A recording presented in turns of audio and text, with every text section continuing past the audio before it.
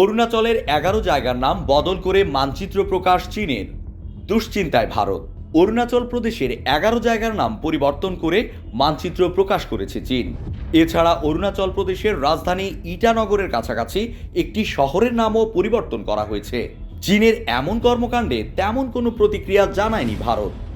দিল্লির তরফ থেকে বলা হয়েছে, অরুণাচল প্রদেশ ভারতের অবিচ্ছেদ্য অংশ ছিল, আছে এবং থাকবে। তাই যে কেউ নাম পরিবর্তন করলে তাতে বাস্তবে কোনোদিন বদলাবে না বলেও দাবি কেন্দ্রের।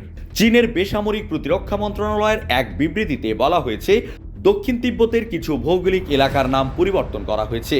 চীনের সংবাদ মাধ্যম গ্লোবাল টাইমস সরকারি বিজ্ঞপ্তি উদ্ধৃত করে জানিয়েছে, রোববার বেসামরিক প্রতিরক্ষা মন্ত্রণালয় আনুষ্ঠানিকভাবে 11টি এলাকার নাম পরিবর্তন করেছে, যার মধ্যে রয়েছে 2টি বিস্তীর্ণ ভূমি এলাকা, 2টি আবাসিক এলাকা, 2টি নদী এবং 5টি পর্বতশৃঙ্গ। চীন একটি মানচিত্র প্রকাশ করেছে যেখানে অরুণাচল প্রদেশের কিছু অংশকে চীনের বলে দাবি করা হয়েছে এবং এই এলাকাকে জাংনান বলে চিহ্নিত করা হয়েছে। রোববার চীন এবং তিব্বত সহ মোট 3টি ভাষায় সরকারি বিজ্ঞপ্তি জারি করা হয়েছে।